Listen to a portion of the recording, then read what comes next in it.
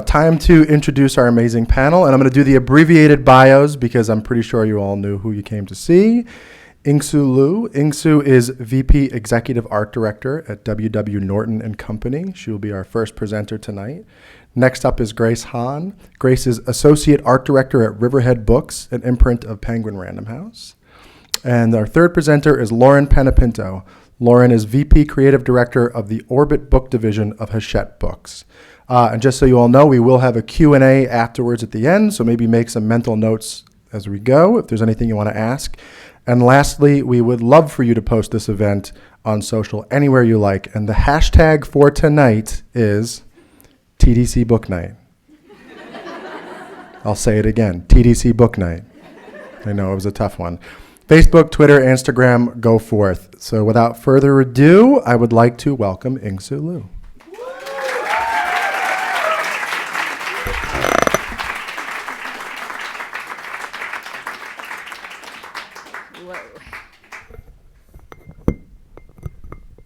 Hello. Okay. I work on the hardcover jacket imprint at Norton. And before I begin, I'd like to thank TDC, Chris, Carol, and A2A for inviting us here tonight. It's quite an honor to be here. And thank you all for coming out to support us tonight.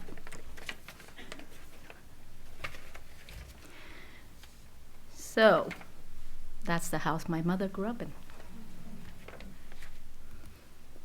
Those are my brothers, seriously.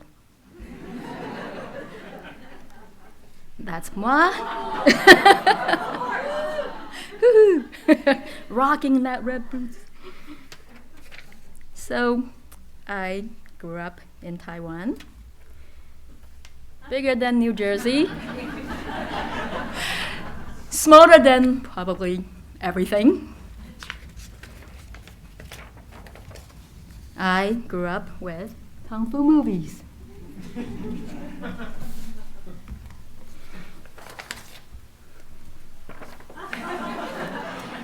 So people often ask me if we had catch up in Taiwan. Yes, but not for food.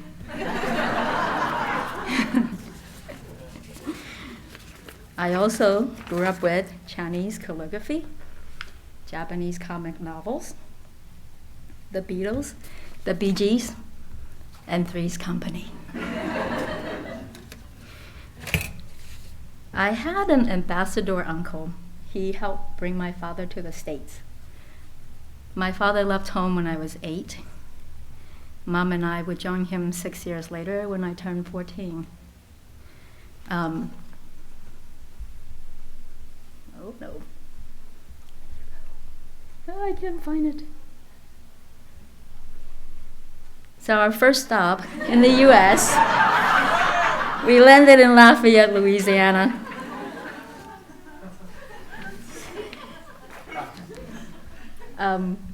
My parents were in their late 40s, working 11 hours a day, 6 days a week in the back of Chinese kitchen all over the South. They never got to learn English or assimilate it with the American culture. I was therefore counted on to help bridge the gap. My father was very temperamental and was always quitting his job. It was not unusual to come home from school to find my parents sitting in the station wagon, waiting for me with all of our belongings in the car. I would get in the front passenger seat. My father would hand me an address, a book of United States highway road map, and I would be told, get us there.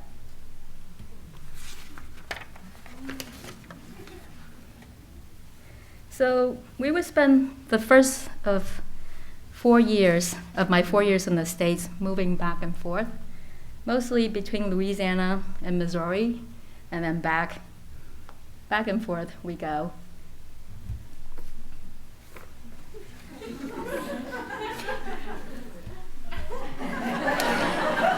So we eventually landed in New Jersey. And my brother came over as well, and we settled in Spotswood and opened a Chinese restaurant name. Wait for this. Spotswood Chinese Restaurant. So the teenager me was put in charge of running the business, and I watched as my friend went away to college. My father's goal was to keep us all working in the restaurant forever. Oh, wait a minute. Can you see that guy my mother tried to set me up with when I was 15? Okay, I probably shouldn't laugh. But anyway, so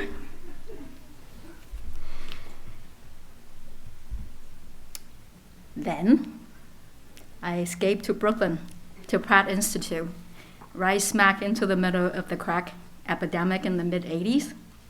I just thought I best toughen up if I was going to be on my own, and where best to learn how to survive than from being in the tough neighborhood. Luckily, nothing bad happened to me, and I did manage to learn a good thing or two. But most importantly, I did get myself through Pratt and borrowed tons of student loans to get through it all, but it was all worth it.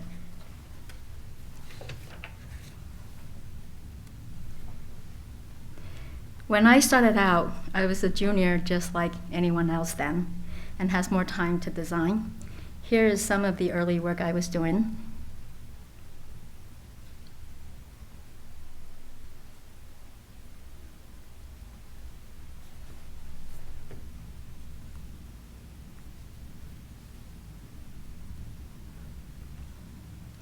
I also started to get some freelance work. This is before Paul and I were dating. No, that's not true. But before we were married, Paul was really trying to date me. I was getting a lot of freelance work back then.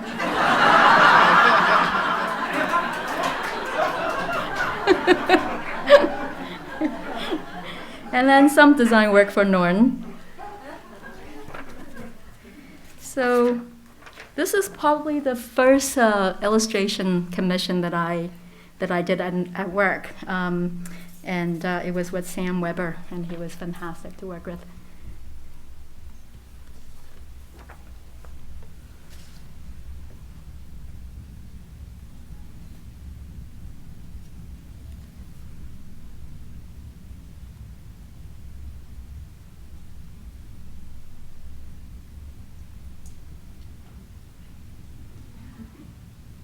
And then from there, I started doing more art direction work.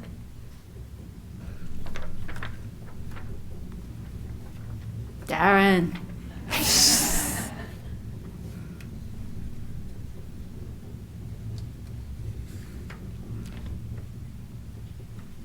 First paperback Albert did for me. He was a natural. And wonderful work by Jason Boer. I love how iconic this turned out. We sculpture embossed the heck out of this jacket. The Norm production department did an amazing job with this. And for me, this will always be timeless. We also embossed the heck out of this, but I think, the dimension is already there. The embossing was just icing on the cake. Jaya! Patty. And I just always love this. I love the wicked sense of humor from Evan.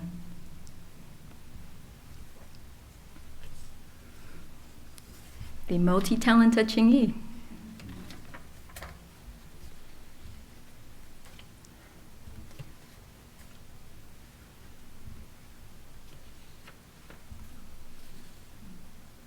That went so really, really well. We had a week and a half from jacket design to mechanical leaving the house, gone to the printer. Jaya. This one sold really well too.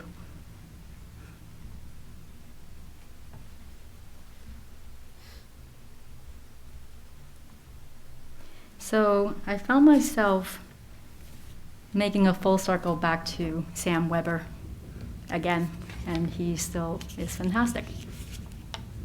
This one sold really well too.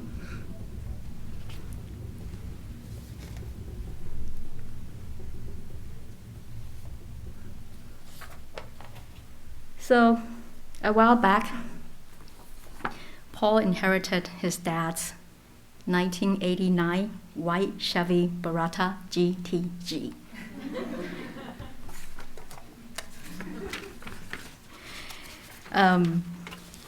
Paul would play nothing else except 70s classic rock whenever we're in that Barata. And actually, he's never stopped making everyone listening to 70s rock music since that Barata. Because of this, I've come to be fully versed in 70s rock music. Though I may not know the name of the band or able to name the song, I do know my 70s pop rock. When I learned that we have a book on the list all about pop rock, I couldn't believe my luck. My countless hours of mandated suffering, a 70s rock education, is finally going to be put to good use. So I've been wanting to work with Tao here today. I love this jacket that he did from way back for the surreal play he created here. He does wonders also with type. And he's funny and outrageous as hell, which the jacket needs. And he's available. So here are the jacket directions. The cover does not need to be all type. It should not look like a book from the progressive rock period, but more of a deconstruction of pop rock and modernize it to look like a book of our time. Also, it should be very good to poke fun at pop rock as long as it looks like it's done with love, and very much in the spirit of Spinal Tap.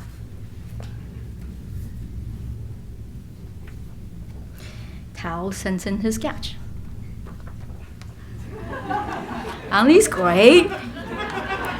I love that flying tiger. Loved it. Here's the second group.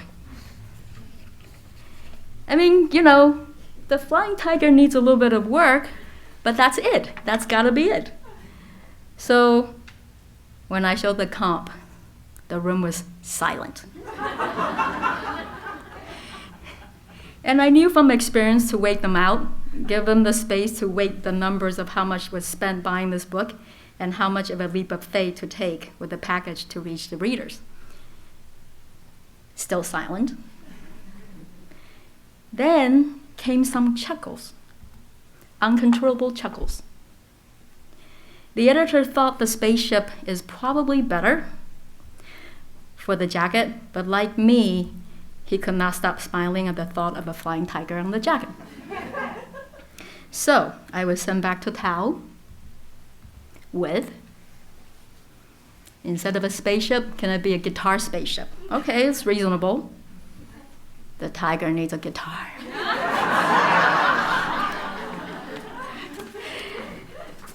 I mean, it was one of the loudest jacket meetings I've had. It was just uncontrollable laughing, hysterically laughing. So I sent those two requests to Tao, and I got this back immediately from Tao. And I didn't think much of it. I'm like, definitely standing on it. Right? And he wrote back.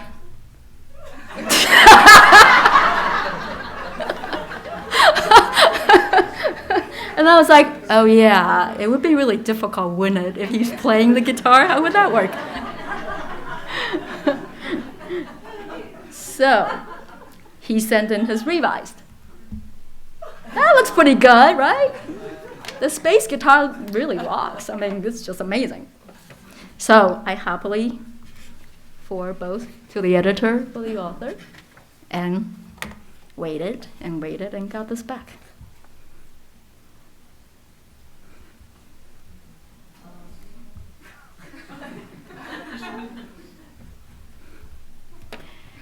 So, the author is worrying about offending the more serious prog rock fan thought that at best we go with a more expected graphic novel-ish approach like that of the UK jacket. Oops. That's where I meant to go. Luckily, it was not too hard to persuade everyone in the meeting to take a leap of faith with the Flying Tiger. That is, if we're able to revise the design to help bridge the more highbrow, sophisticated Part Rock fan. The editor also helped provided a list of proper instruments to be used. So I went back to Tao to discuss and provided some visual, plus the request of switching the guitar to a John McLaughlin-style double neck guitar. And this is what Tao came back with.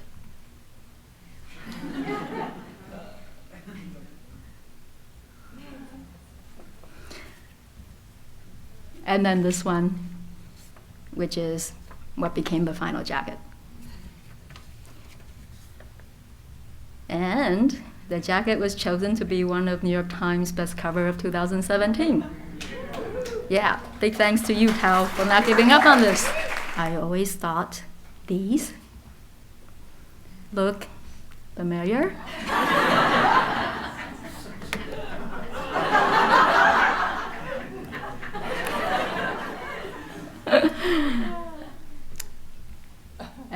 This jacket, this book actually just got on the New York Times bestseller list this morning. It's from Evan.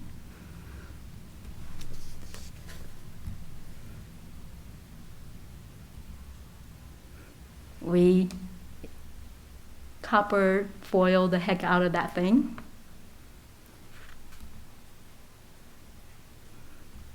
And then this is the latest.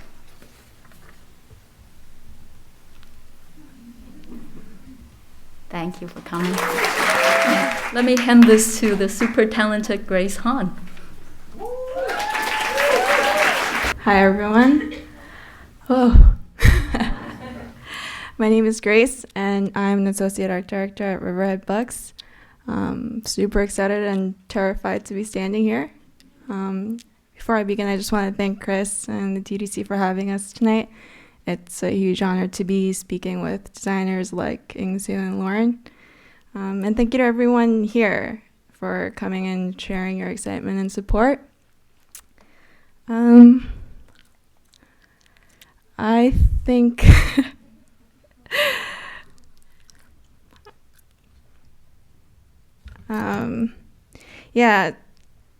despite the fact that I'm not a great public speaker, I am told that when I was a child, I was obnoxiously talkative. And the only thing that would keep me calm and quiet for an extended period of time was paper and some writing utensils. So I think my mom really encouraged my interest in design and art. I think my interest in design kind of continued until high school, and I was pretty committed to going to an art school. There was a brief period when I thought of going into early childhood education, but thankfully I had a part-time job at a daycare that taught me that teaching was a different level of patience. So with the assurance that I was meant to pursue design, I went to SFA, and at SFA I majored in graphic design. I also explored motion graphics. There's not much movement now, but yeah. I explored motion graphics, but I was not... Click on it? How do I click on it? Nope. Anyway, there's fun stuff moving. There's supposed to be fun stuff moving. And it's not supposed to be very good, which is why I kind of gravitated towards print design. And during my senior year at SBA, I took Peter Alberg's class, and now it's not working. Nothing's working. and we worked on self-initiated projects, and I decided to make book covers for books I've never read. And obviously my weakness in type kind of shows through, but I had fun playing with these concepts, and I just made a whole bunch throughout my senior year. And I was obviously oblivious to how important thumbnails would be in publishing. And despite the fact that I just highlighted super important classic books that I haven't read, I do enjoy reading. So during our industry review, when I found out that book cover design was a job, I knew that that's what I wanted to do. And a few months after graduating, I got to interview with Helen Yentis and landed a job at Riverhead Books. And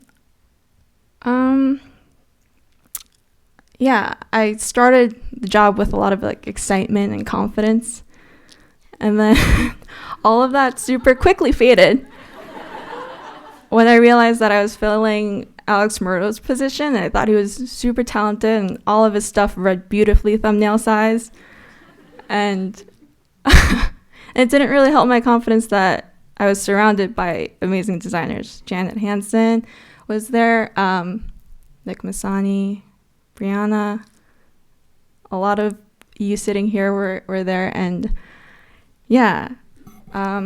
I looked back at some of my earlier comps, and they were not good. So thank you, Helen, for being patient, and for continuing to push me. And I wasn't super confident, but I kind of regained my footing a bit when I started focusing on the content and the job. We have an amazing job. It's cool that we get to create a visual introduction to someone else's creative work. And one of the earlier titles I worked on was called Paper Love. Journalist Sarah Wildman discovered a bunch of letters that her grandfather wrote to his lost love. They had separated when he fled Austria on the brink of World War II. So Sarah Wildman kind of, does her research and tries to figure out what happened to his lost love, Valerie. And Sarah Wildman trusted us with a bunch of albums that were falling apart, filled with photos and letters. And I was still kind of having I was stuck in a creative rut, and I think Helen told me to kind of get off the computer. So I just made a whole bunch of printouts and shredded photos and kind of pieced them back together. And I could not find a shredder that would shred paper in strips. So I spent a good night with a lot of printouts and a lot of X-Acto blades. And that was the approved cover. You can't cut paper for every cover. So for this, I got back on the computer, and this is a historic novel, also against the backdrop of Nazi-occupied Germany. But there was a fairy tale element to it, and I kind of played with that. I remember still having a really hard time, not being super confident about what I was showing. So I kind of reverted back to my college habit of working through the night. And I remember this being one of the titles where I didn't feel so embarrassed bringing Helen comps. And as I gained a little bit more experience, I got to work with amazing illustrators like Kate Bergen. She does these really quirky illustrations of animals in weird situations. And I thought it was perfect for Thomas Pierce's writing. I know illustrators are sometimes difficult to work with, but I think Kate was really great. She trusted me to make tweaks to her art, and I think I tried my best to keep the integrity of her work as well. This, much like Days at Daycare and Nights of Motion Graphic, tested my patience a bit. This was, I think, it was just difficult every step of the way. It took a while to get something approved at our jacket meetings, and then it got killed at sales, and then it just kind of dragged on. But I think I ended up in a fun place. I've definitely typed out Paul Buckley several times by accident.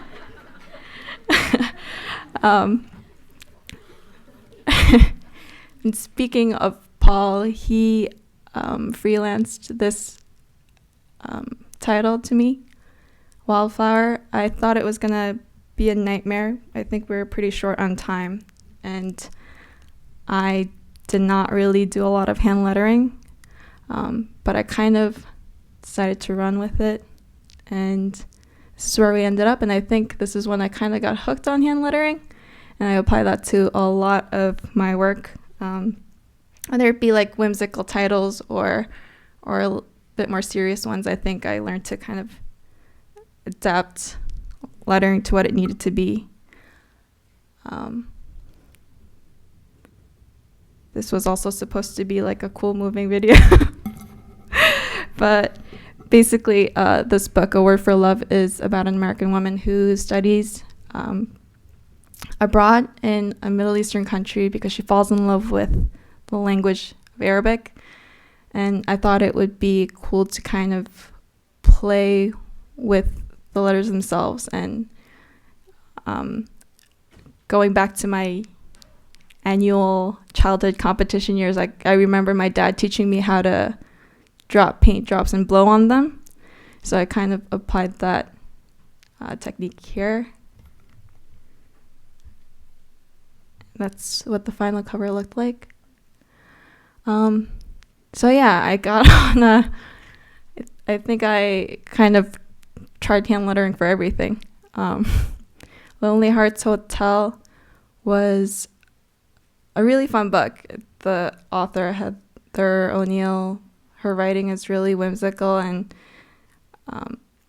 this story is about two orphans who fall in love, but it's against the backdrop of like drugs and abuse, and it's beautiful and fun, but it's also very dark. And when hand lettering didn't work, I kind of started building sets, and it was fun and quirky, but I think it kind of missed the dark romantic element. And I found these photos of people posing for photos on like a paper moon. And after a lot of time on the Library of Congress website, I found this woman on the moon, and I saw this typeface by Holy. They're a design agency in Athens, Greece, and I kind of thought it would be perfect for this book. Brought kind of an eccentric look to something that could be just a plain cover. The Art of Flavor, not a novel, but I think this book needed to, it was a book that you should read. They had a lot of like great information, but also it needed to look like it could be on a coffee table and be appealing. So I had fun with this title and kind of tried to carry the look of the cover throughout the whole packaging. King is Always Above the People. Daniel Alarcon also has great writing. His stories are brilliant, and I thought the theme of the rope kind of was carried out throughout the book, so I kind of brought that and played with the color and type a bit. I started having real fun with design, and Jason Ramirez hired me for the Ready-Made Thief. None of these made it to the hardcover, but the paperback did get approved recently.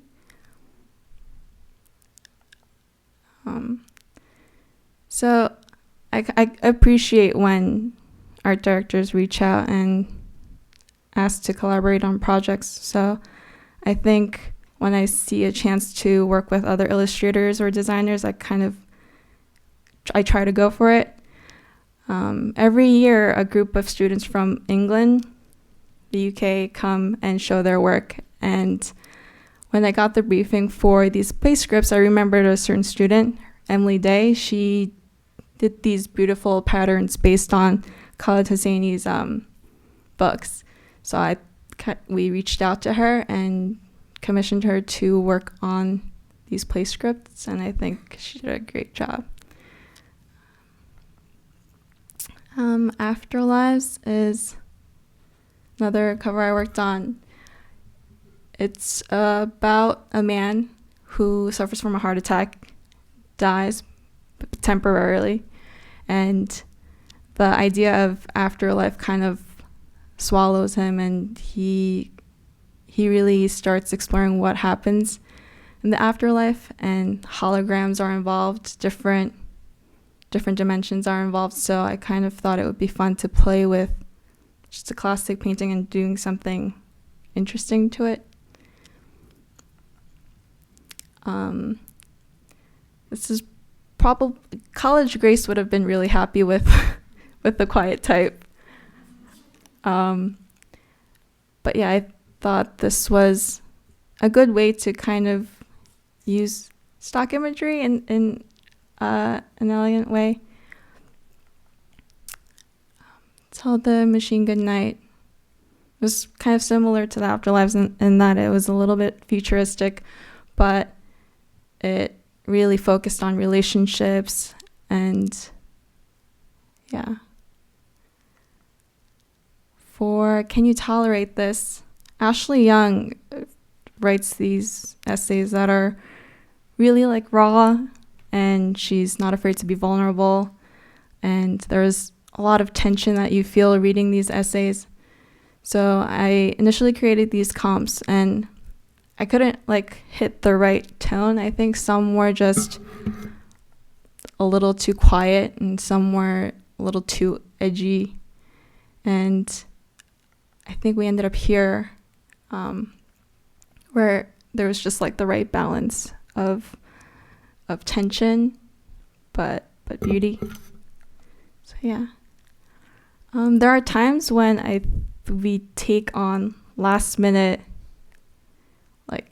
comps. It's a week before sales and everyone's struggling, and there was one title that just wasn't really moving forward, and I think at this point I was able to go to meetings and really actually listen to what the publishers and editors were saying and kind of try to figure out what they needed, and I kind of flipped the bird and created this cover. I don't work with so much photography. I think it's really hard. Darren does it so well, but for me this is just the hardest thing. But the author, Francisco Cantu, he shared a few photographs and photographers that he liked, and I think I just found the right photo, and yeah, it's worked out. Florida was also a fun cover to work on. I think it was also one of those last minutes, we need to get this to sales covers. But Lauren Groff's writing is really just fun, and I think we wanted to get people to question why there's a panther with a title called Florida. Yeah. North of Dawn is also a recent cover I worked on. And There Will Be No Miracles is, I think, a good way to end my presentation.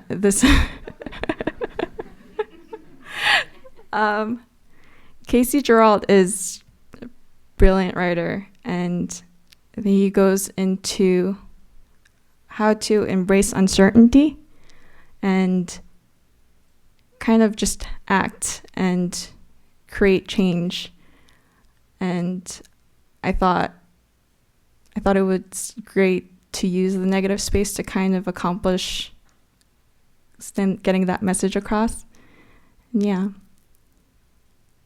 And I think my 4 or 5 years at Riverhead has been embracing uncertainty and kind of just running with it. And so, yeah.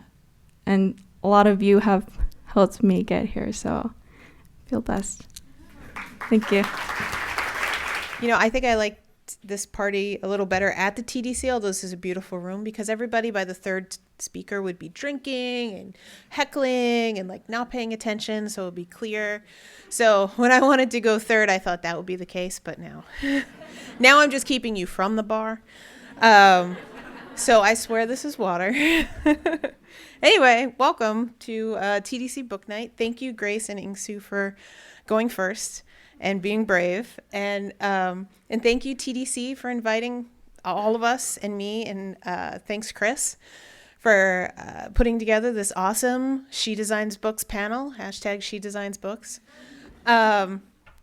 Anyway, I was very excited when Chris asked me to do this talk because, you know, I go to book design night almost every year, and I never expect a crazy sci-fi fantasy designer to be included. So I'm here representing for all the geeks.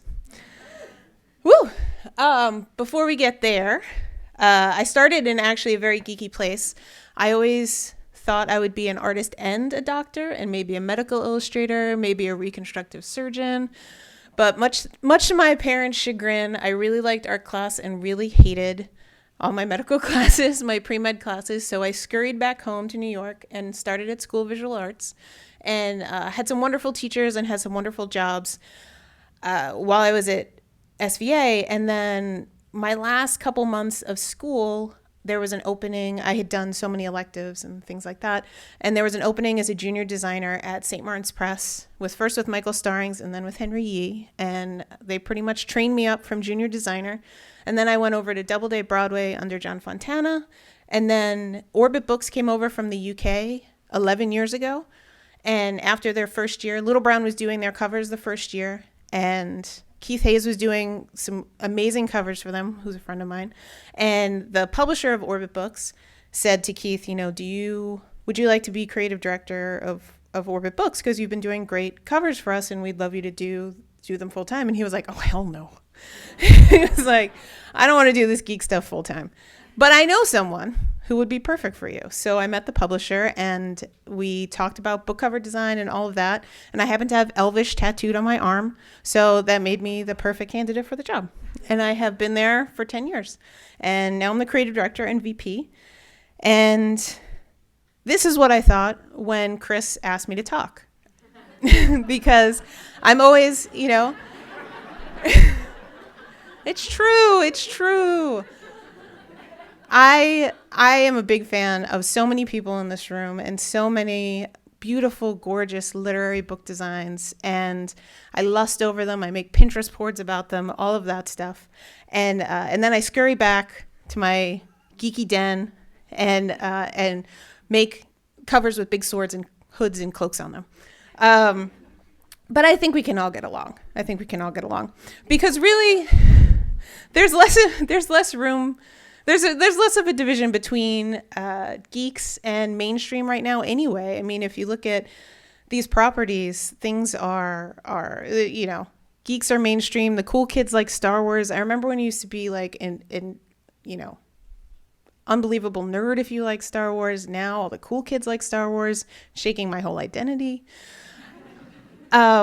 But I love working in sci-fi fantasy because I really, truly believe, and my editors and my publisher believe, this is where we're making myths.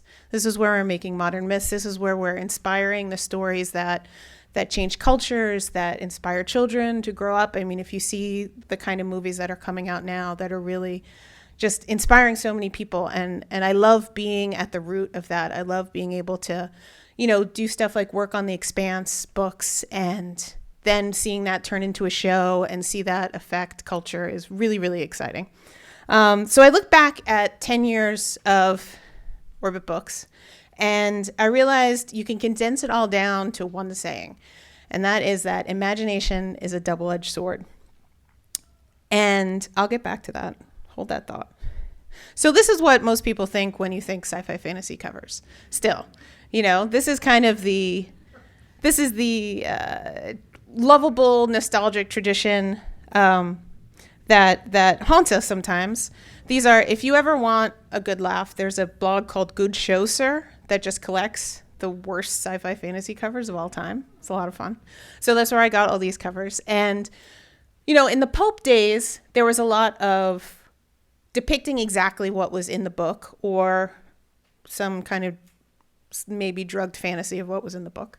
And these days, sci-fi fantasy design, these are all Orbit covers, and there's less of a, just like there's less of a division between geek media and movies and TV and mainstream, there's less of a division, I feel, as we go on between, geek books and mainstream books. And if you look at this wall, there are so many subgenres of books. There's historical, there's hip, there's comedy, there's literary, there's all kinds of things, big commercial books.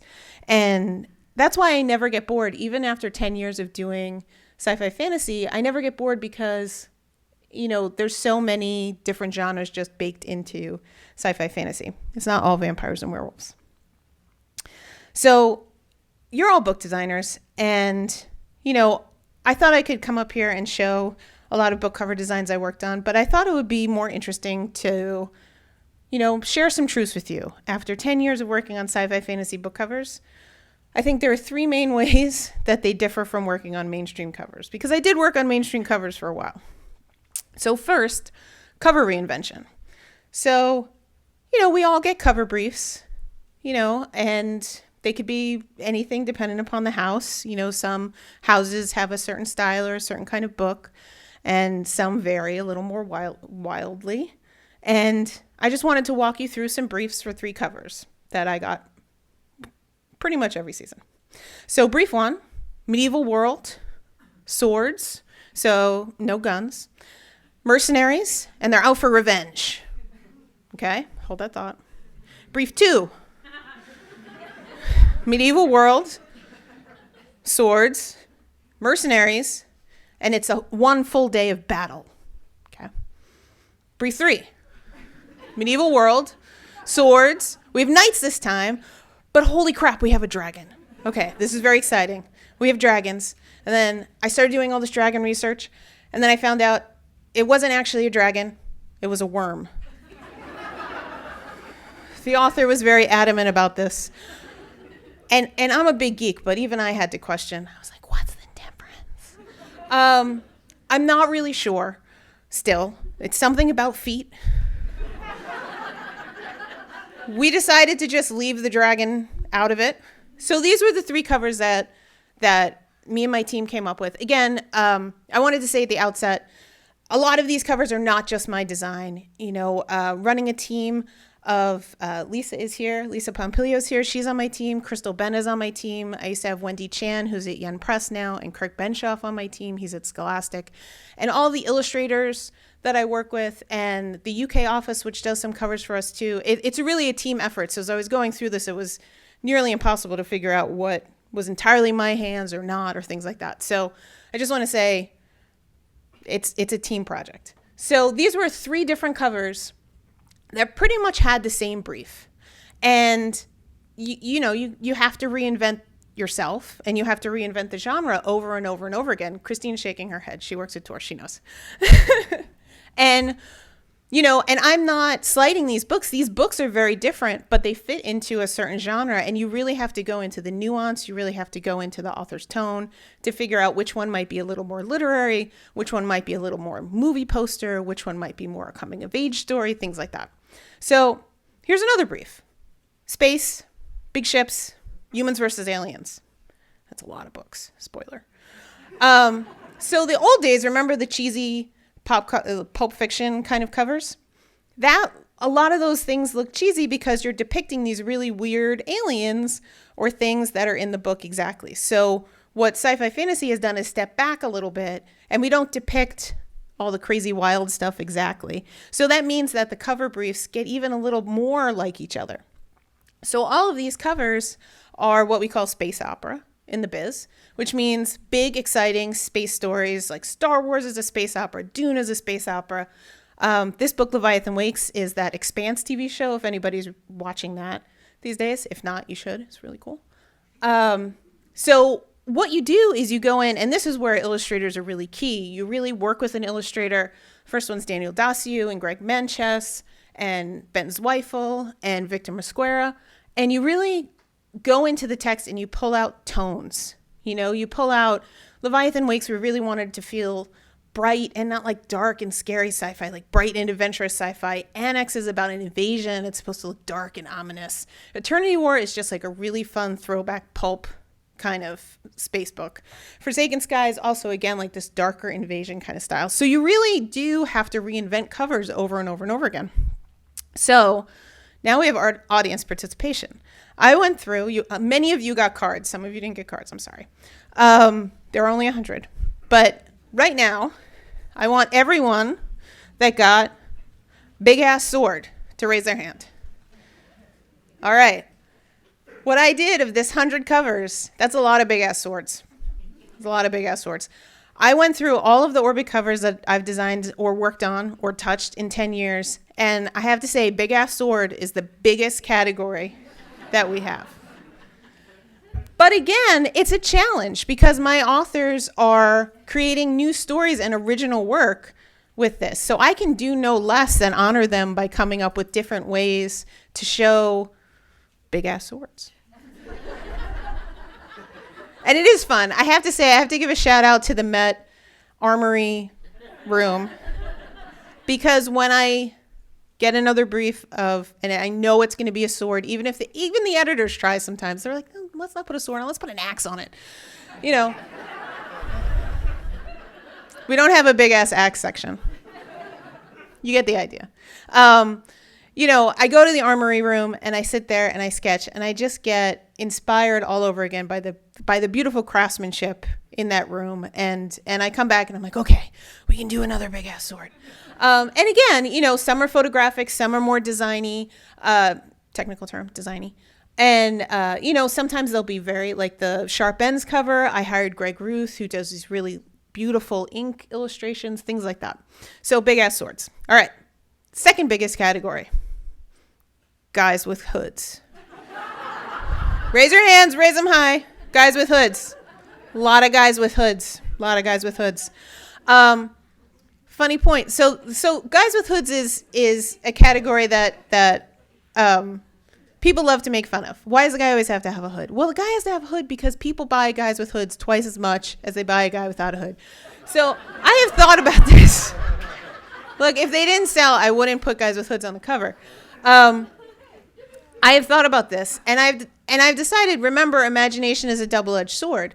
Right now, you're dealing with fans' imagination. Fans want to imagine themselves in the main character's position. So you want to kind of obscure the face. Okay, hood. We have tried turning the guy around backwards. We've tried cropping the guy's head off. And we've tried shadowing the face, and nothing works as well as hoods. Just doesn't. So I have emptied Trevelyan, Archangel, Getty. Ask Lisa, we have used every single guy with a hood stock imagery. At this point, we hire photographers just to do giant photo shoots of guys with hoods in every possible position with every possible weapon. And then we tear through them little by little. And it works, but again, you have to bring your love of the genre to these covers because, sometimes you go a little more typographic, sometimes you go a little more adventure, sometimes you go a little more action. These, the Dance of Cloaks, I don't know where the pointer went, but the cloaky guys, those are really fun because we went to a Hollywood stunt place in Greenpoint, and we got an actual Hollywood stunt guy to jump on a trampoline with all the cloaks and everything. It was really fun, and he has all these blades, and they were not sharp. They were not sharp. He's a professional. He was a professional. Relax. We made him sign lots of waivers. So you find ways to come to the job with fun again, even if it's something that you feel like you've done a bunch of times already, because the authors again are writing new stories, and you have to come up with as much imagination as they do. So, okay, space opera, spaceships. I think it was space/ships. Some have ships, some don't. All right. Badass ladies. Woo! A lot of badass ladies. These are some of my most fun covers. That Best Served Cold cover in the middle, she is a legit badass. When I do photo shoots, very quickly in sci-fi fantasy, I learned not to hire fashion models because they like to hold swords like baseball bats. Fitness models. Anybody who's swung a kettlebell can totally swing a sword. It's just tricks of the trade. You need to do a badass lady book, hire a fitness model. Victorian ladies, different subset. All right, lots of Victorian ladies. Alex is a Victorian lady. Good job. At the beginning of Orbit, 8 or 9 years ago, that was very much a steampunk thing. It has transitioned into more of a historical Sherlock thing. The Strange Practice cover is actually a doctor of the supernatural. She brings mummies and vampires back to health. I just sent that one straight to Will Staley. I was like, I don't know what to do with this. He, of course, did a wonderful job. Guys with armor, just a couple. Armor's really tough because the authors that really want armor on their covers are very specific about the armor. The pointy guy in the fell sword, that was a specific helmet requested by the author. It had to be that helmet, like that nose helmet. The armor guys, they love their armor. Zombies. I keep thinking the zombie genre is gonna die off, but it keeps coming back. Zombie joke.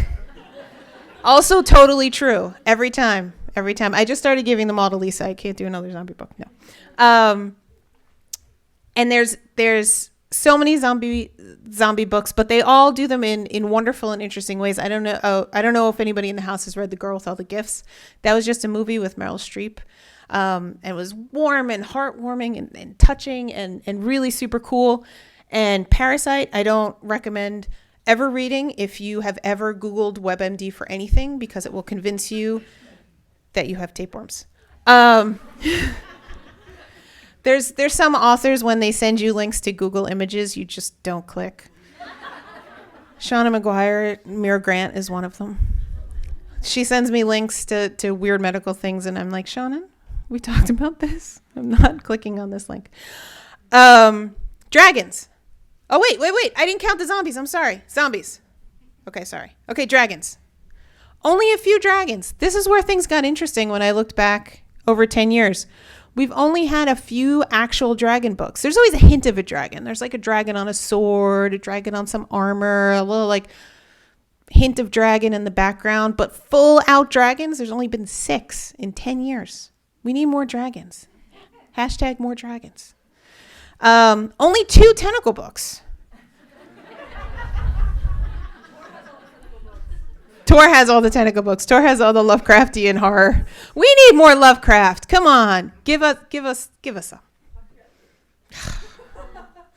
I will say, however, Laura Hannafin isn't here, but her apartment still stinks like that dead octopus we used on the Hellship cover, and that was 5 years ago. I'm still really sorry about that. Oh wait, who was tentacles? I'm sorry. I'm forgetting to count. Hentai. Who's the witch book? Greg. One witch book. Beautiful cover by Lisa Marie here in the front row. She is our go-to witch girl. She has about 4 or 5 witch covers that are going to be coming up. Witches are big. Witches are the new zombies. I'm telling you now. Witches are the new zombies. But we've only had one witch book. And then, sadly, who's the mermaid? There's a mermaid here. Mermaid! Awesome. We've only had one mermaid, which I find personally offensive. I think we need more mermaid books. I like this cover a lot. I didn't even get to show a fin on it. It was very sad. All right. And now there's one person that hasn't been called. Chris?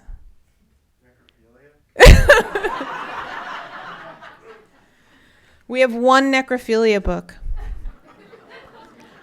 And I take it as a personal, like, forget awards, forget design awards. I take it as a personal achievement that I got this book past my editors, past my publisher, past sales, and past the B&N buyer. So, thank you. That's actually a historic piece of art, 1517, because I totally tricked Chris into taking that card. I have a...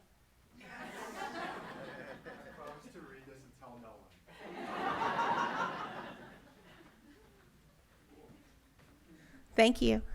I've read it. It is actually very good. It's not just gratuitous necrophilia. It's actually part of the plot. Hashtag gratuitous necrophilia. So again, back to the ways SFF covers are different. SFF is industry speak for sci-fi fantasy. Author involvement. So what's interesting about sci-fi fantasy, I know a lot of book designers in the room don't really interact with their authors directly. A lot of the time, you send, hopefully in-house, you decide on a couple covers or a cover, and then you send it to the editor sends it to the author. Hopefully you never hear anything again. Sometimes you hear back that they like it or they don't like it, whatever. But not a lot of back and forth. However, sci-fi fantasy books, people are making stuff up from scratch, and there is no Googling it. There's no checking it out in an encyclopedia. There's no research. There's one source, their imagination.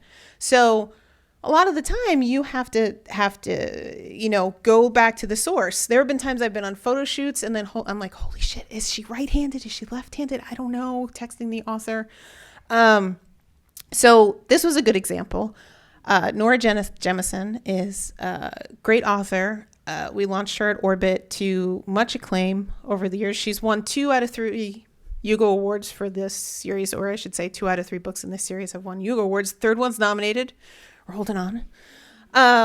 So when Nora was writing these books, she was writing the 5th season. She didn't have a title yet either. But I had to do a cover. As we all know, we have to do covers way before the books come out for sales. And the editor and I were talking about it, and the editor was like, I honestly can't brief this book. I don't really know, she's got so much going on. Like, we're not really sure. It's really interesting. There's a lot. It's going to be a fantastic book. We just don't know what it's about. So I said, okay. So I just got on the phone with Nora, and over at least an hour, it must have been an hour or 2 hours of her just telling me the story that she had in her head. It wasn't even all written out yet. I was doodling in my sketchbook. I'm listening to her talk. And over time, I'm just getting the same themes of like stone and rock and decay and civilization that was and isn't anymore. And has anybody read these books? Anybody in house? Yeah, right? Are awesome, but they're really hard to pin down. So I don't want to give too much away, but the fantasy world in that book, there are people that can control like seismic activity, like earthquakes and things like that. So the 5th season is earthquake season.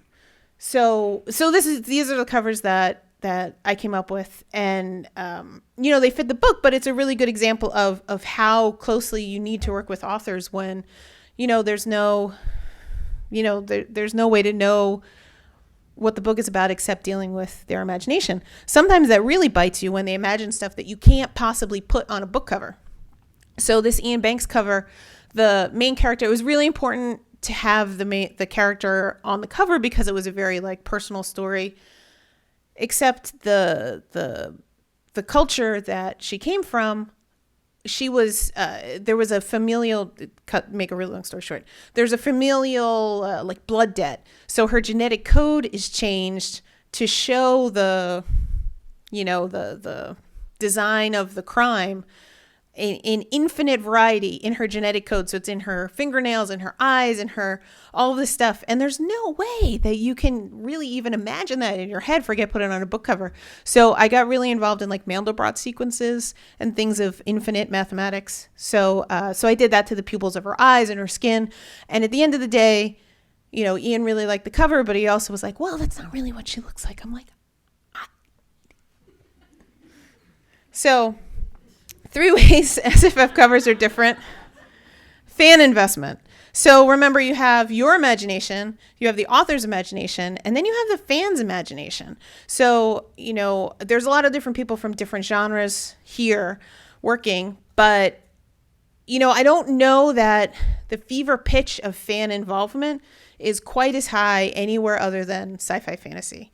You know, the fans care so much about the book covers, and it's wonderful. It's not always wonderful when they hate them. I've easily gotten the best comments of my life and the worst comments of my life about the same cover at the same time from different people. Reddit is an interesting place. Don't suggest you go there if you're feeling at all insecure about yourself. But what's really important is target audience. So I've made this formula. I've been thinking about this a lot, guys. So this is how I make a book cover. So schedule over budget, because, you know, you can only do so much if there's not enough schedule or not enough budget. Times cool factor. I'm the cool factor. Or I know the cool factor. It's my job to stay on the internet. I mean, this is a great job. Like, I'm paid to surf the internet looking for cool art, like 10 hours a day. And over target audience, because especially in genre, you can't ignore the target audience, or something like this happens.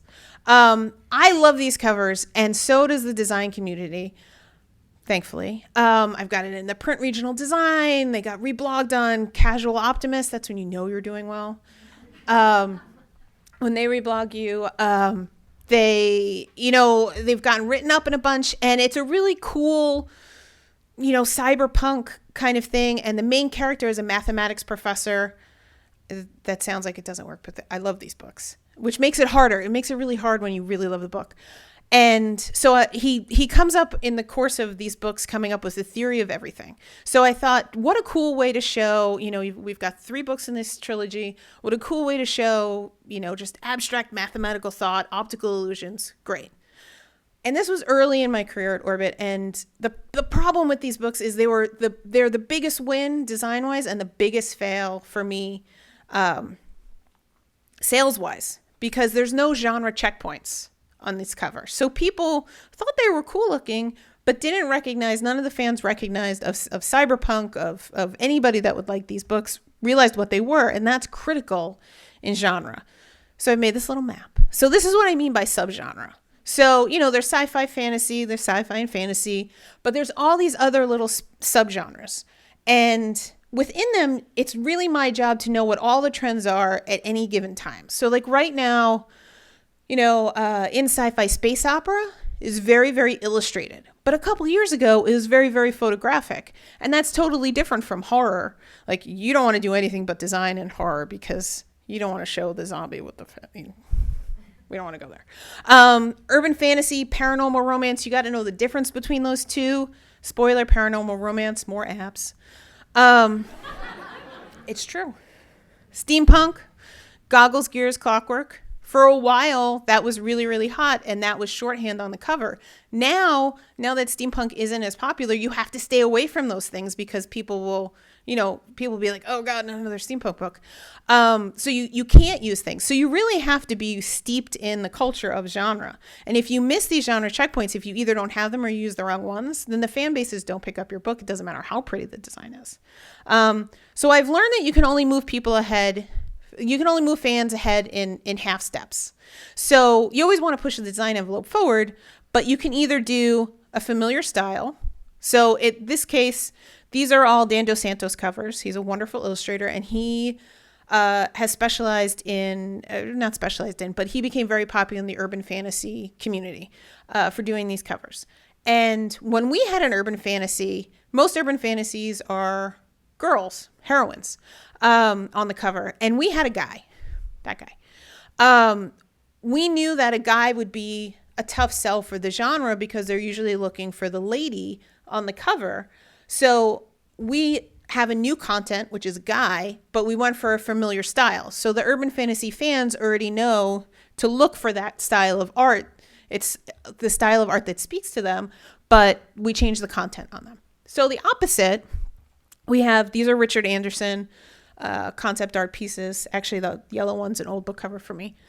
And so this is very familiar content. This is dudes looking badass with swords standing around in a field. I mean, that's meat and potatoes. You saw that slide. A lot of dudes with swords. But Richard Anderson does it in such a unique and abstract and fresh way that, you know, you can have the same familiar content, but you do it in a new style. Unfortunately, Richard Anderson has gotten so popular, he's almost kind of become the standard now, and we've got to keep pushing ahead. But he's also wonderful and not hurting for work. Don't feel bad. But so you can only move ahead in half steps. You can either change the content and do it in a familiar style, or you can have familiar content and do it in a new style. But then the fans come along with you. But also because the fan base is so excited and kind of involved in caring about their authors and caring about the covers, you can do fun stuff like just do cool pieces of random content and make them. So this is something I made one day, just screen capping on my screen when I was designing.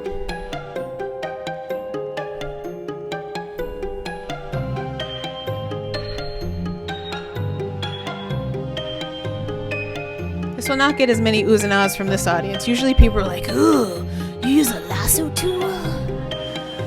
You guys are harder to impress.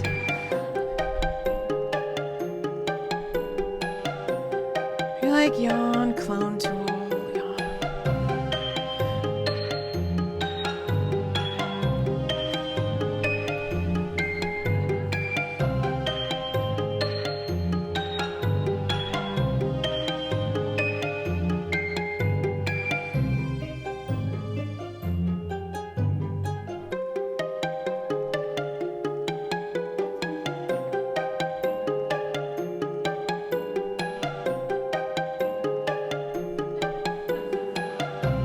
Green screen.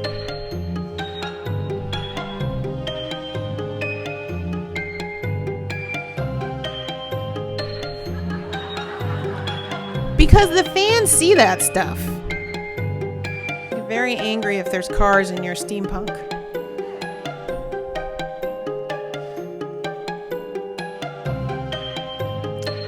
Yeah. The author loved the cover and then was like, I just have a little problem. It's before the Eiffel Tower. It's cool. We just got an ornithopter. It's fine.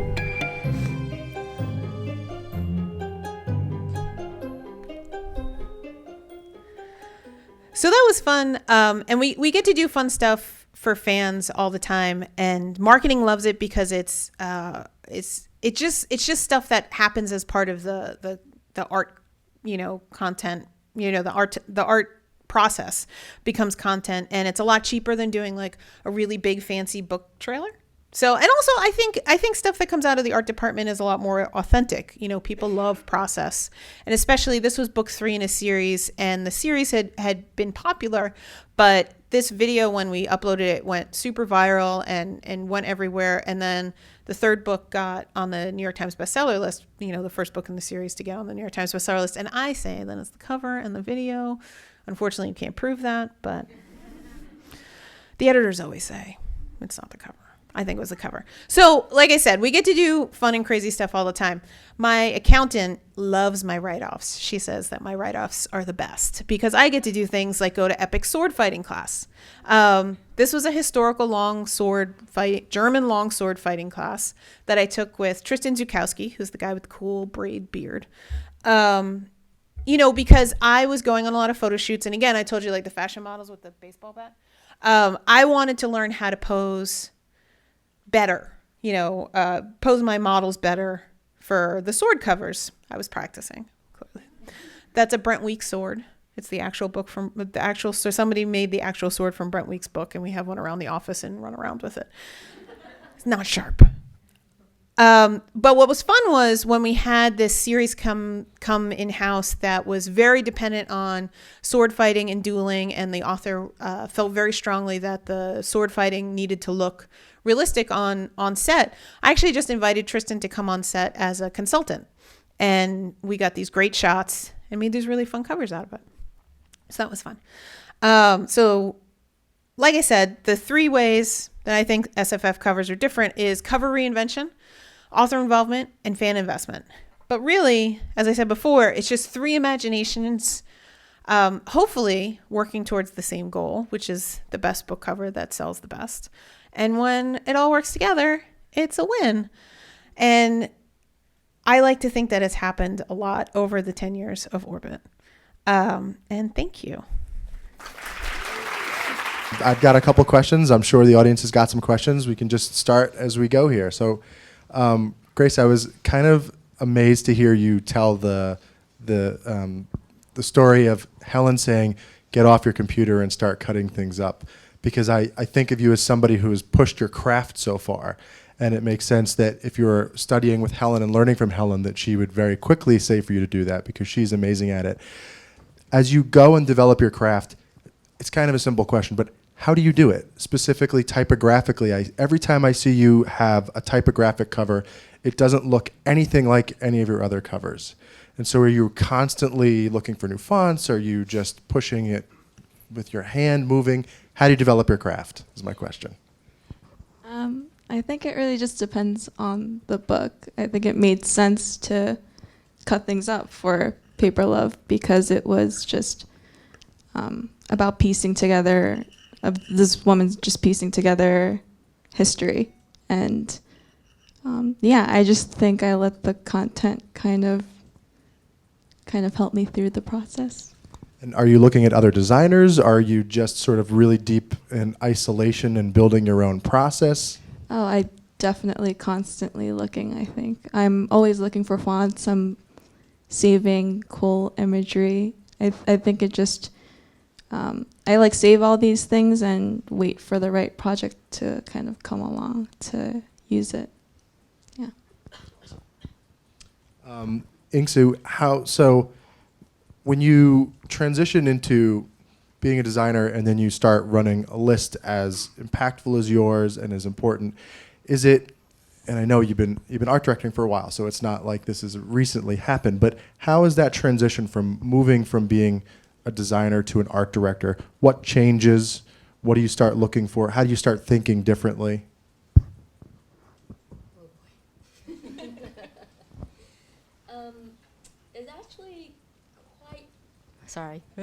It's actually quite easy. As a designer, I think you're constantly researching, looking at everyone else's work, looking at all the jacket that's out there, and you fall in love with them. And so it was actually quite exciting to be able to be like, oh my God, I have this project. I can hire this person and have really sort of getting to know their process, get into, the collaboration of it. I don't like to email people too much. I actually like calling people up, especially if I've never worked with them before. And I really like the interaction of discussions and ideas that are going back and forth. And very often, it really just sort of builds us up. So, I don't know. Did I answer that question? Lauren, I didn't have any idea how current you have to be in terms of tracking genres. It's incredible. And the whole time you were doing that, I was thinking, well, who else is pushing back? So who's defining the genre for you? As you're defining it from the point of view from a book publisher, who are you up against? Where is the community getting its other cues for what space opera should look like? Yeah, well, it's actually really interesting because film and movies and books and games and physical games and video games are all kind of pulling out of the same pool in sci-fi fantasy. So some of those covers, are concept artists that are working on Star Wars simultaneously and are working on, the next video game and things like that. And so we're all in this kind of stew, and it's it's interesting to go to a convention. There are some specifically sci-fi fantasy art conventions, and then there's conventions that are a little bigger, like Comic-Cons that people know about, or Gen Con, which is a big gaming con. And we're all kind of hanging out together, and it's a really small community of people that are concepting what the looks of things look like. And it's very interesting to see trends kind of happen through genres very quickly. There have been times that I've done something on a book cover, and then I'll see the exact same thing very soon after on a movie poster, or things like that. And it's not plagiarism; it's just inspiration. I got a bunch of emails. There was that King Arthur movie that Guy Ritchie did recently, and the posters for that movie, a number of people emailed me. They're like, "Oh my God, they look just like your Joe Abercrombie covers." And I was like, I know. So it's a very small pool that's very up on each other's doings. And I was recently last year I was in Dubrovnik for a wedding, and I'm walking around, and that's where they shoot both Game of Thrones and Star Wars recently. And I'm walking through, and I'm posting pictures on Instagram, and then friends that work on those properties are texting me concept art that maybe they shouldn't have, we just we did this Star Wars scene there, and and texting me stuff. And I'm like, ooh. My phone should be NDA'd. But yeah, so we're all kind of on each other's Pinterest boards. I don't know who here is on Pinterest, but I love Pinterest. I looked up one day, and I didn't I'm a very early adopter of Pinterest, and I have like 80,000 followers on Pinterest. And I don't know how that happened, because I'm just in there for me. I have authors. I meant to bring that up. A lot of my authors, some authors are visual and some aren't. Some are very happy to be like, you do you, I'll do the words. And some are very, very invested in what visual stuff looks like. So a lot of my authors will make Pinterest boards for me and then send them to me, like, they like cast their book. This is who I think would be the main character, but like just a lot of inspiration too. So, you gotta love it, because you've got to be steeped in it, all hours of the day. I mean, the hair just gets green naturally. Awesome. So let's open it up. Any questions from the audience for anybody on stage? Yeah. Well, I guess my question to the three of you. So could you share us, what's your design process like? Do you still make kind of like when you start design, do you still make like a kind of drawing sketches, or do you go straight to the computer? So the question is, do you go straight to the computer, or is there a process where you're drawing by hand? I mean, It depends for me, because very early on, the subgenre dictates kind of, I think, very quickly whether we're going to do a photo shoot, an Illustrator, or design in-house. So if I'm designing a book cover, then yeah, a lot of times I'll sketch stuff out, but a lot of times I'm also just kind of like swimming in the sea of, like we said, we all keep files, whether they're digital or physical. We've all got those images in the back of our head that we're dying to use, or like a typeface or something like that. So when the manuscripts come in, I just kind of let it sit in the back of my mind a while, and sometimes I'll thumbnail. Yeah, I like sketching, and I like having physical manuscripts of the book. It's highlighted, and there are like notes in the margin. And I think I carry around my camera a lot, and if I just like see something that I think I could use for the book, like visually or color-wise, I'm always taking pictures. So I do think sketching's an important part of my process. I think I'm just always looking, searching, especially when I'm going into a project. But I think both is really helpful. I think it's good to do both. Yeah, I think we're all like visual pack rats, right? I actually want to answer that question too, just because mine has changed, and I've been thinking about this all week. So I was like, "Oh, this question's for me." I used to sketch to find ideas, and I would say I did that for 10 years. I would draw, and find ideas that way. And at some point, it shifted where, as I'm reading a manuscript or in the shower or whatever, the ideas are just coming. And now, when I pick up a pencil, it's to quickly make a thumbnail of the concept as quickly as possible. Because the longer you do it, the more I found the ideas are just flowing always. And so now I'm just drawing down the ones that don't seem to be total dreck to come back to them later for an edit. Yeah, so you don't forget them. Yeah, so I you don't wake up in forget the middle of them. the night sometimes, and I'm like, Yeah. post-it note. Yeah. And who knows if it's great or crap. You look at it the next day and you're like, what was I thinking? This is terrible. Because I remember in design school, our design professor would yell at us if she caught us right straight into the computer. Yeah. Without sketch. Because when you're learning, you want to do it the most rudimentary, slowest way possible, so you can really get it in like muscle memory, and then you can pick up the pace later. Well, also when you're in-house, sometimes, our visual memories are all very good. Visual imaginations are very good, but you're also a lot of times selling concepts to people that are not as good visually. So you have to be able to thumbnail something out sometimes, especially if I'm trying to sell an editor on an idea for a cover. I have to thumbnail that cover out if it's, if it's something that I want an illustrator to do or something like that. So you do still need to thumbnail. Sometimes, right, the longer you go along, it gets a little backwards. Yes. Me? Yep. So what's the design process when you have to do a cover for a book you don't like? Grace? Doesn't happen Thankfully, I don't have to work on a lot of covers. A lot of books I don't like, but there are some titles, and I think it's just the same. I kind of try to. I think that's when it's important to kind of not look at visuals, but focus on connecting with people, because I think that broadens my perspective a little bit and helps me kind of get into a perspective of someone who does appreciate the book, and I kind of approach it that way. I have one very good suggestion. Fool the customer. Either way, your job is to sort of really go out there and make sure that this jacket is connecting, to as many audience as you can possibly do, and you really have to sort of put that aside and try to find the best possible part of it and figure out how to sell it. I usually talk to the editor because the editor will have bought it for a reason. If I don't have the passion for a specific thing or a specific subgenre, I go to the person that had the passion for it, whether that's the author or the editor, and then it kind of infects you. Yeah, I agree with that. Every time I go to talk to an editor, I actually walked out of it feeling so much stronger about it, because their passion really sort of, influence you and put some fire under your feet. So. Also, do you read the whole manuscripts or just the briefs?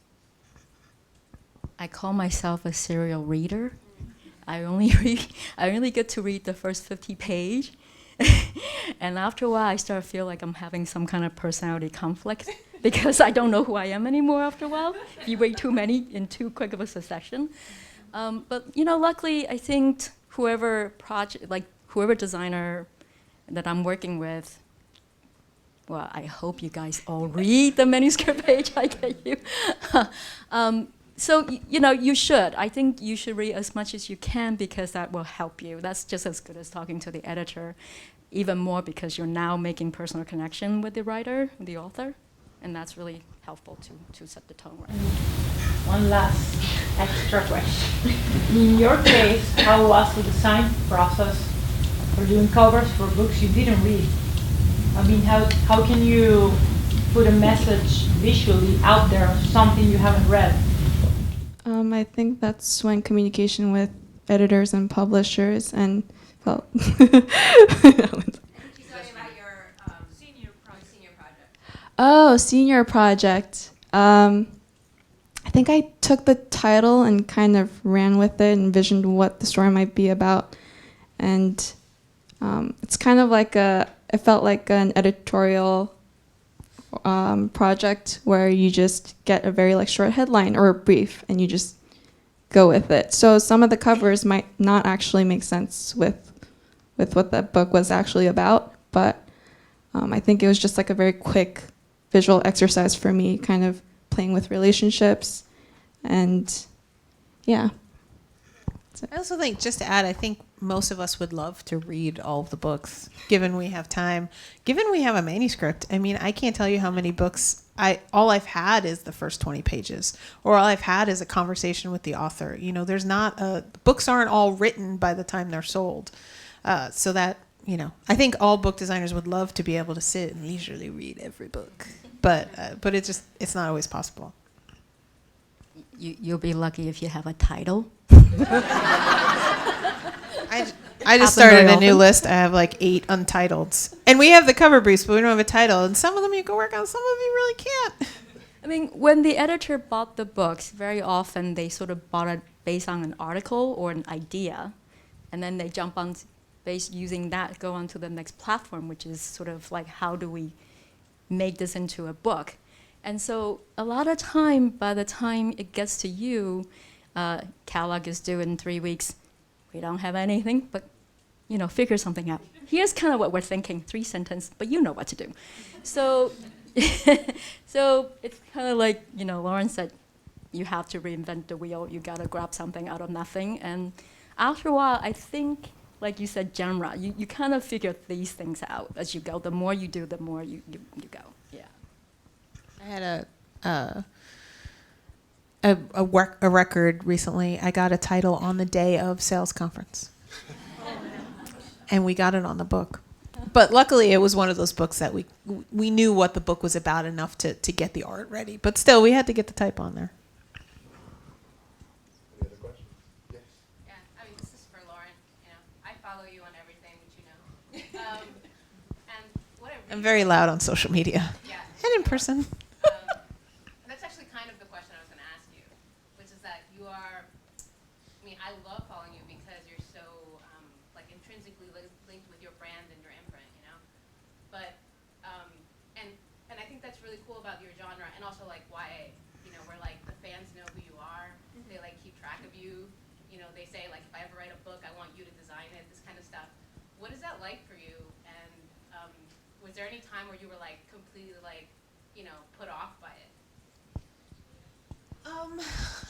It can be really intimidating when, you know, when Orbit signs a new author and they say, you know, their first email to me or through the editor or whatever is, you know, part of why I signed at Orbit was so that you could do my cover. And then I was like, no pressure.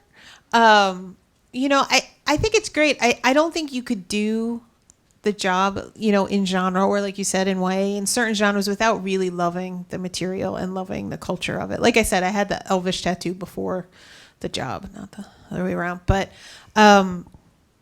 you know, it can get a little much sometimes. You know, I'm not by any means famous in any way, but between the green hair and being really noticeable, like there's some times now that I start to I'm used to getting like recognized at very small like sci-fi fantasy stuff because, you know, it's a small community, but I've gotten recognized on the street a couple of times now. That's really weird. I was buying ice cream at Big Gay Ice Cream the other day, or a couple months ago, and I was checking out some chick's shoes because they were green, and I noticed all green things. And I was looking at her shoes, and they were lime green, and I look up, and she's like, "Are you Lauren Panepinto?" And I was like, "Please tell me you're an illustrator." And she was, so it made sense. But it was still creepy. But most of the time it's great. Like I said, like to do my job, I have to love it, and I do love it. So it doesn't feel like a burden. Again, it's such a teeny tiny fish pool of fame, you know, fish pond of fame that I can get out of it anytime, you know. So it's not oppressive. Anyone else? All right. Oh, one more in the back. Do you, and this is for everyone, do you ever feel like you get caught up in the design and you get separated from the book? Oh God, yes. Like you're so caught up in the design that you start designing just for design, and you feel like you're moving away from the content or the essence of the story. That's really good. That's really good because it doesn't, you're thinking outside the box, you know, and you need to do that. And whether you sort of make a big, huge circle back to where you started, you know, to be truer to the book or not, I think that circle you made may help you discover other stuff that you would have never thought of had you just done 1, 2, 3, 4, you know. So I think that's good. Like I showed in those covers, there are times that I love I get into a design, but it gets away from what that fan base is gonna recognize, or I get, too far ahead or to the side, or it just doesn't hit the genre checkpoints that I needed to hit. So then I save it, and hopefully I use it for something else. But no, it's actually the opposite for me. I always have to keep that in mind, and there are so many times that, you fall in love with a cover design that you've done, or that Lisa's done, and it hurts to put it aside because it's not right, because it's such a good design, but it's not right for the book. So you just hope that you hope all your kills live again, in zombie speak. But Yeah. And I think that's the same for me. Whether it be right for the book or not, I think I just have to work through all the ideas I have in my head and kind of step back from it and then look at it again and approach the cover, with the new perspective I have. Yeah, but I think, like Ingsu said, you just kind of come around in a circle eventually.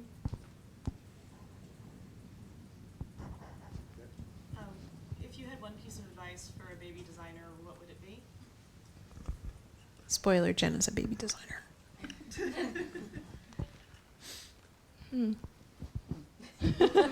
Well, you're here listening to designers, so that's a really good start. I would say just make stuff, just find books, the books that you love, make covers for, and keep making them over and over. Like your senior project was great, whether you read the books or not. I mean, just making book covers. If you want to do book covers, make book covers, even if, forget about that. Like, I'm not ready. Like, it doesn't matter. Just make them. And if you make the same cover, I mean, that would be a kind of a cool project. Like, whatever your favorite book is, do a new design for it once a year. And then you have this collection of designs as you got better. But now I want to do that. You're not allowed to take that idea. And I guess I would add just always being curious, always wanting to know what else, I think, and keep on the passion. And I think an important part of designing is kind of making connections, right? So I think just doing work and discovering graphic relations is really cool, but I try to also just do other things, like not necessarily design related, but something that would connect me to people or some kind of other creative thing. Yeah. And remember, you don't need to know InDesign or Illustrator to make a book cover. You can just make it by hand, as I think Grace especially showed us. So don't let the programs hold you back. I would also add to this, and it's true for design and everything, perseverance carries the day, always. And I know people, and I've had the experience myself, where you lightly tap on a door and it swings open and you're invited in. And I've had the experience of having to bang on the door for years and years and then finally kick it down. And the only thing that really decides your path is what you choose and stick to and how willing you are to stay at it. One more. So I want an example of you guys kicking a door down. Can we turn off the camera? We'll edit that later, don't worry. Oh, no, I'm not answering on the camera. I'll tell you at the bar later. Okay. Since I said kicking the door down, I'll go first. Or maybe I'll be the only one who goes. When I first was interested in getting into book cover design, it was in a time when it was impossible to get into the industry because everybody in school wanted to do it, and there was just zero turnover. And so I remember going up for a job interview, and my portfolio, your portfolio is great, and then you get the call a couple weeks later, we hired someone else.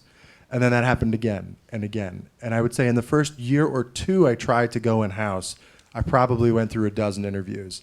But very early on, I realized that I could kind of start flipping these little bits of bad news into good news. And so as I was interviewing, I started asking for freelance work.